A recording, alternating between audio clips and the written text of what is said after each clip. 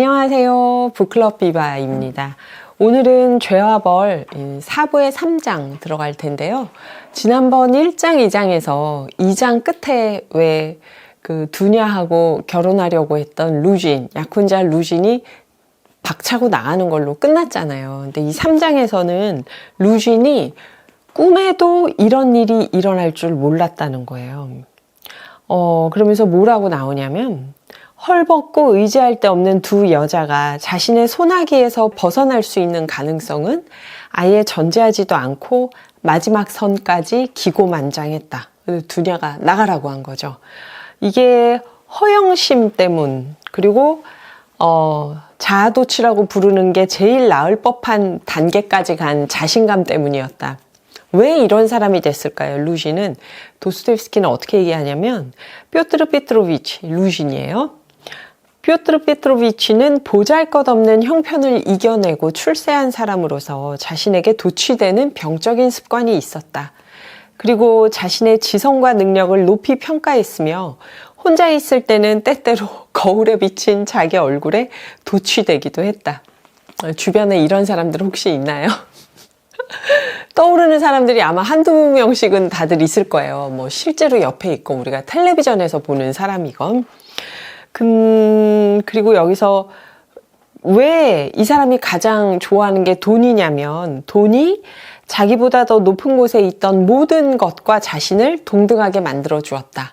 역시 많이 볼 수 있는 유형의 사람이겠죠. 요즘 사회에 어쩌면 더 많을지도 몰라요, 우리가. 그쵸?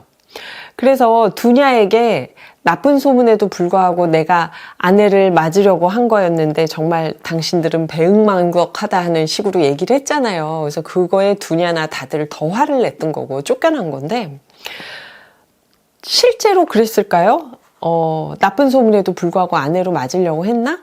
아니에요. 뭐라고 나오냐면 그게 터무니없는 유언비어라는 거를 두냐에게 혼담을 넣을 때부터 알고 있었다고 나와요. 사람들이 두냐의 무고함을 알고 귓등으로도 듣지 않았던 유언비어라는 걸 알고 있었다. 확신하고 있었다.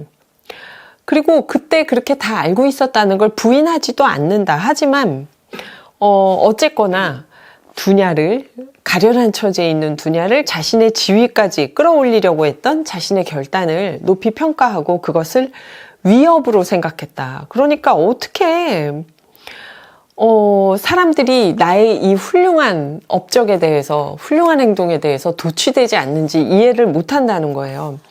그리고 루진이 원했던 아가씨는 행실이 바르고 가난하면서도 반드시 가난해야 했다. 아주 젊고 아주 예쁘며 고결하고 교양 있는 처녀. 불행한 일을 수없이 많이 겪은 탓에 몹시 위축돼 있고 그의 앞에 납작 엎드려서 평생 동안 자기의 구세주로 여기며 경건한 마음을 갖고 그에게만 복종하는 그런 처녀를 혼자 막 상상하면서 희열에 들떠 있었대요.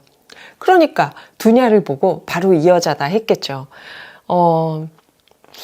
꿈꾸었던 이상의 것도 있었다 하면서 뭐라고 나오냐면 오만하고 강단 있으면서도 덕성스럽고 교양과 지적 발달에서는 자기보다 우월한 처녀가 나타난 거예요. 그런데 그 처녀가 자기에게 복종하면서 살 테니까 더할 나위 없는 진짜 이상형이었던 거죠. 루진에게 두냐는. 그래서 이 출세, 더 높은 사회에 발을 들여 놓으려고 결심하고 노력하고 있는 지금은 페테르부르크에서 여자의 힘을 빌리면 극히 많은 승산을 올릴 수 있음을 알고 있었다. 미모와 덕성과 교양을 겸비한 여자가 매력을 발휘하면 자신의 앞길이 경이롭게 장식되고 후광이 생길 거라고 생각한 거예요. 거기에 이제 두냐라고 생각했는데 와르르 무너져 내려버렸다는 거죠. 자기는 정말 어처구니 없는 게 아주 살짝만 기고만장하게 굴었다. 심지어 속내를 다 털어놓을 겨를도 없이 그냥 장난을 치고 그냥 조금 몰입했을 뿐인데 이렇게 심각한 결과가 나타나다니. 그래서 자기는 이미 두냐를 사랑하고 있단 말이에요. 그리고 몽상 속에서는 두냐 위에 자신이 군림하고 있었어요. 그래서 당장 내일 이 모든 걸 수습하고 치유하고 바로잡아야 된다. 누가 싫었겠어요? 오만불손한 애송이, 모든 일의 원흉을 라스콜리니코프라고 생각하는 거죠. 그리고 라즈미 힌도 떠올랐는데 이쪽으로는 곧 안심했다. 하지만 그가 진지하게 무서워하고 있는 자가 있었대요. 누굴까요? 스비드리가일로프였대요. 많은 골칫거리가 지금 루진의 눈앞에 나타난 거예요. 자신과 두냐가 결혼하는 데 있어서. 자, 그러니까 루진은 이러면서 돌아가요. 여전히 정신을 못 차리고 가는 거죠. 근데 루진이 어떤 사람인지를 우리는 눈치챌 수 있죠. 여기서 좀 더. 그 두냐가 내 잘못이 제일 커요. 오빠 나를 탓하지 말아줘. 저 정도인 줄은 몰랐어. 하고 얘기를 하는데 어머니는 하나님께서 구해주셨다 막 이렇게 중얼거렸으나 뭐라고 묘사가 되냐면 어쩐지 무의식적으로 튀어나온 말에다가 사태 파악도 제대로 못하는 것 같았다. 어머니에 대해서는 계속 이렇게 나와요. 그리고 다들 기뻐하고 루진하고 깨진 걸 5분 뒤엔 심지어 웃고 있었는데 라즈미히는 어땠을까요? 5푸드나 되는 저울추를 마음에서 드러낸 것 같대요. 얼마나 마음이 가벼워졌으면. 그리고 열병이라도 걸린 것처럼 온몸을 벌벌 떨고 있었다. 자기가 드디어 이들에게 봉사할 권리가 생긴 것이다. 그러다가 그럼에도 흠칫 겁을 내며 이어지는 상념을 쫓아냈고 자신의 상상을 무서워했다. 뭘 상상했을까요, 라즈미히는? 두냐를 지금 두냐한테 반한 상태니까 자신과 두냐 사이에 걸림돌이었던 루진이 두냐가 내쫓았잖아요, 루진을. 근데 이제 우리의 관계는 어떻게 될까 하고 마음속으로는 상상이 되지만 그게 이 글에서는 거기까지 얘기해주지 않아요. 그냥 상상을 무서워했다 이렇게만 얘기를 하죠. 오직 라스콜리니코프만 무뚝뚝했는데요. 두냐에게 스비드리가일로프가 너를 만나서 너한테 10,000루블을 꼭 줘야겠다고 한다. 이 얘기를 해요, 이제. 루진도 없으니까. 그리고 마르파 페트로브나 유령을 본다는 얘기는 필요한 게 아닐 것 같아서 필요한 것 이상의 필요한 것이 아닌 어떤 종류든 대화를 나누기가 딱 싫었다. 그래서 얘기를 안 해요. 그 유령 얘기는. 그리고 그 사람은 어떻게 생각돼? 오빠가 보기에는 어땠어? 하고 두냐가 물어보니까 자, 여기서부터 정말 재밌어요. 솔직히 아무것도 모르겠어. 10,000루블을 제안하면서도 자기 입으로 부자가 아니래. 어디론가 떠나고 싶다고 단언하더니 10분 뒤에는 자기가 그런 말 한 거조차 잊어버려. 역시나 갑자기 결혼하고 싶고 중매가 들어오는 중이라고 말했고 그에게 목적이 있고 목적은 분명히 고약한 것이겠지. 그렇다고 한들 너한테 고약한 꿍꿍이 속이 있다면 그렇게 바보같이 곧장 본론으로 들어갔을까? 생각하는 것도 어째 이상하고 나는 물론 이 생각해서 그 돈을 단칼에 거절했어. 내 눈에는 몹시 이상한 사람처럼 보였고 정신 이상의 조짐 같은 것도 보였어. 근데 내가 잘못 봤을 수도 있잖아. 그냥 스비드리가일로프가 허풍친 걸 수도 있잖아. 마르파 페트로브나 죽음이 충격을 크게 준 것 같긴 한데 그러니까 어머니는 이 3,000루블이 없었으면 어떻게 됐을까 하늘에서 떨어진 것 같다. 막 마르파 페트로브나의 영혼에 주님 안식을 주소서. 어머님 계속 이 3,000루블에 계속 그 감사와 그 흥분에 젖어 있어요.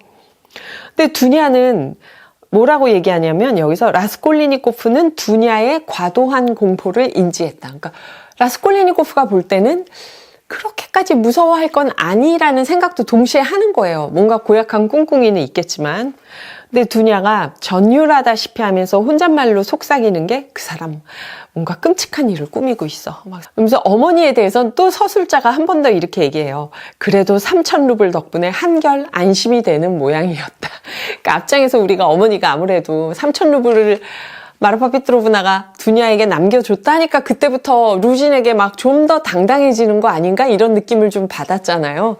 여기 계속 이렇게 암시가 나와요. 여기서 라즈미힌이 열변을 토해요. 아니 뭐하러 시골로 돌아가냐. 여기 페테르부르크에 더 계시라. 그러면서 저를 친구로 가족의 일원으로 삼아주시고 훌륭한 일을 기획하는 겁니다.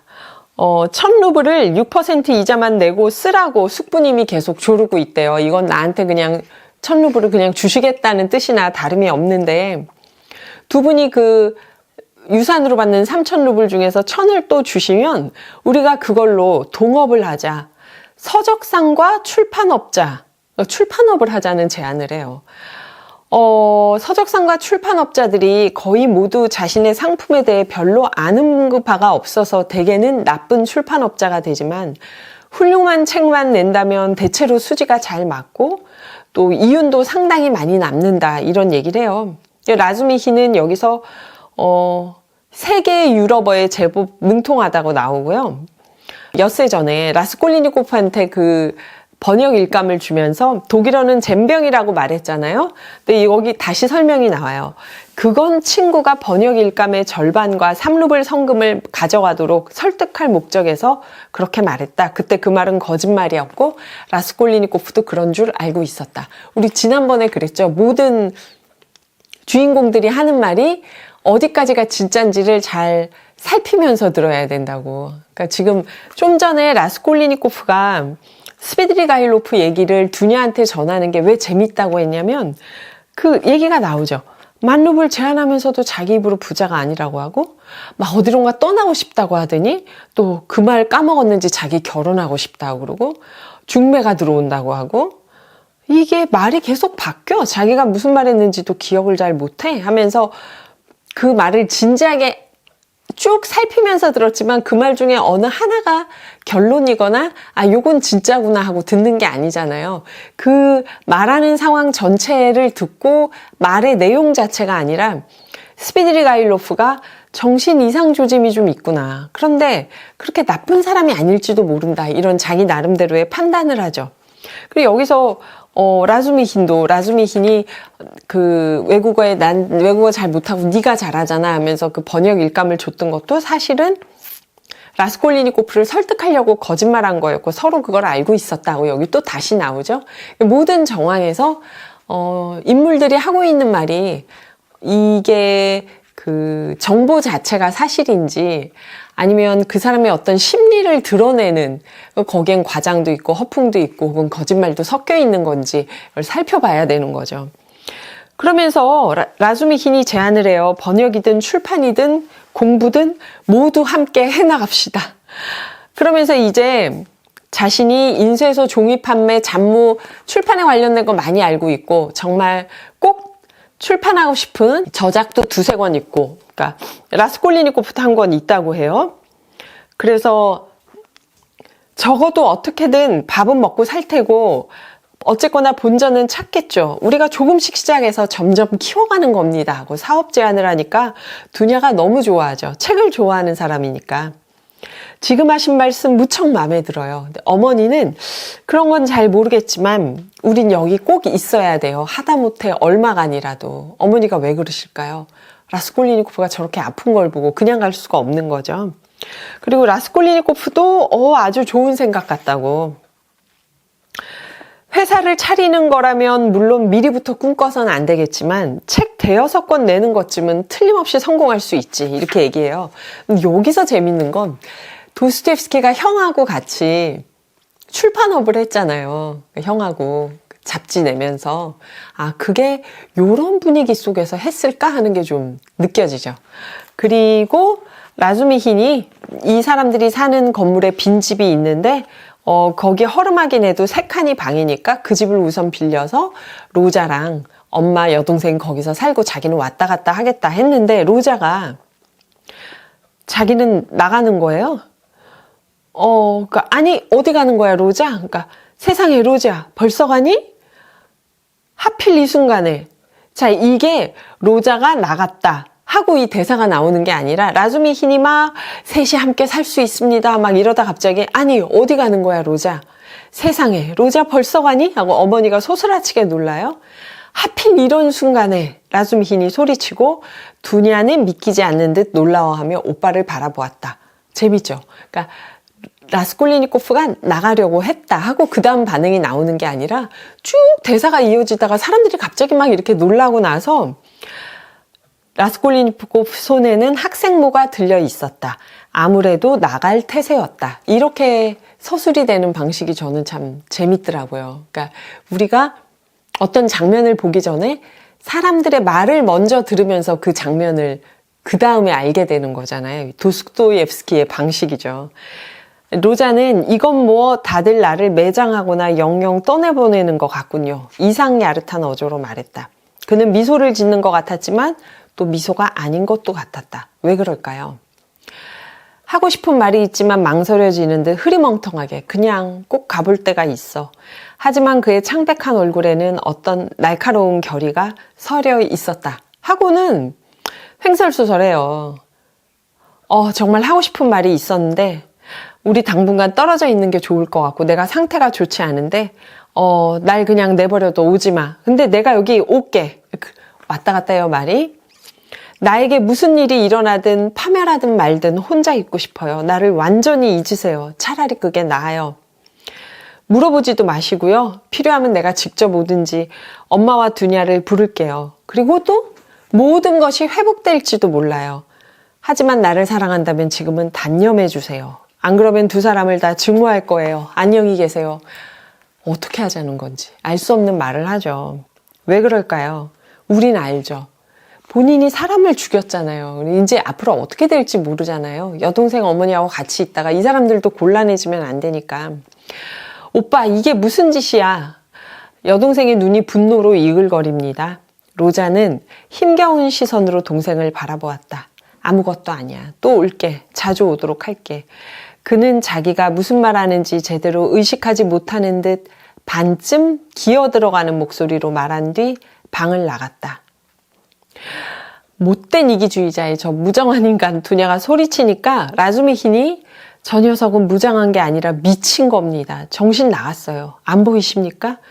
미친 사람한테 이러는 당신이야말로 무정한 거죠. 라즈미힌은 그녀의 손을 꽉 움켜쥔 채 그녀의 귀에다 대고 열렬하게 속삭였다. 금방 오겠습니다 하고 뛰어나가요. 여기도 저는 좀 재밌었던 게 막 로자가 그렇게 나가니까 지금 막 흥분된 상태에서 어쩔 줄 몰라 하는데 라즈미힌은 여기서 두냐에게 뭔가 사랑한다는 언질이나 그걸 한 적이 없죠. 그런데 지금 두냐에게 라스콜리니코프 편을 들면서 진정시키는데 그 말을 손을 꽉 움켜쥔 채 그녀의 귀에다 대고 열렬하게 속삭였다. 이게 뭐 속삭일 말이 아니잖아요. 이런 대목들이 참 재밌어요. 그리고 나서 복도에서 끝에서 라스콜리니코프가 기다리고 있었어요. 라즈미힌을. 네가 뛰어나올 줄 알았어. 그들에게 돌아가. 저들과 함께 있어줘. 내일도 같이 있어줘. 항상 그래줘. 나는 올지도 모르겠네. 그럴 수만 있다면. 잘 있어. 이게 무슨 일이냐. 응? 어딜 간다는 거야 하니까 이것으로 영영 끝이야. 나에게 절대 아무것도 묻지 마. 대답해 줄 게 없으니까. 나한테 오지 마. 내가 이리로 올게. 나를 내버려 두고 저들은 내버려 두지 마. 내 말 알아듣겠어? 그러니까 라즈미힌에게 여동생과 엄마를 부탁하는 거죠. 그 다음 대목 한번 읽어볼게요. 복도는 어두웠다. 그들은 램프 옆에 서 있었다. 잠깐 동안 그들은 서로를 말없이 바라보았다. 라즈미힌은 평생을 두고 그 순간을 기억했다. 라스콜리니코프의 불타오르는 듯 집요한 시선이 순간순간 강렬해지는가 싶더니 그의 영혼을, 의식을 꿰뚫어 버렸다. 라즈미힌은 갑자기 몸서리를 쳤다. 뭔가 이상한 것이 그들 사이를 지나간 것 같았다. 어떤 생각이 암시처럼 스쳐왔다. 뭔가 끔찍하고 흉악한 것이 갑자기 둘 다 이해할 수 있을 법한 것이 라즈미힌의 얼굴이 망자처럼 창백해졌다. 처음으로 깨달은 거 아닐까요? 라즈미힌이 라스콜리니코프가 사람을 죽였을지도 모르겠다. 저는 그렇게 이해했어요. 두 사람이 아무 말 하고 있지 않지만 말없이 바라보다가 한순간 몸서리를 치는 이 장면이 가장 중요한 거는 말로 표현하지 않는 거죠. 그쵸? 라즈미힌은 드디어 눈치를 챈 거죠. 라스콜리니코프에게 엄청난 비밀이 있다는 걸. 라즈미힌의 얼굴이 망자처럼 창백해지니까 라스콜리니코프가 말합니다. 이제 이해가 돼? 그만 돌아가. 저는 이 대목이 라스콜리니코프가 라즈미힌한테 자기가 사람을 죽였다는 걸 어떻게 얘기할까? 계속 그게 궁금했거든요. 앞에서 읽으면서. 스비드리가일로프는 스스로 뭔가를 눈치챈 것 같죠. 근데 라즈미힌은 너무나 이 순수한 마음으로 라스콜리니코프의 지성과 이성을 전적으로 믿고 있는데 어떻게 얘기를 할까 이걸. 그랬는데 아무 말 하지 않아도 그 순간 서로에게 전달이 된 거죠. 뭔가 이상한 것이 그들 사이를 지나간 것 같았다. 그리고 어떻게 나오냐면요. 또 이제 그날 저녁 풀헤리아 알렉산드로브나의 숙소에서 있었던 일은 구구절절 늘어놓지 않겠다. 소설에서 갑자기 누가 말하는 거예요, 이거를. 라스콜리니코프의 목소리도 아니고 라숨킨의 목소리도 아니죠. 이 이야기 전체를 끌고 가는 서술자가 있는 거죠, 지금. 이제 그날 저녁 풀헤리아 알렉산드로브나 숙소에서 있었던 일은 구구절절히 늘어놓지 않겠다.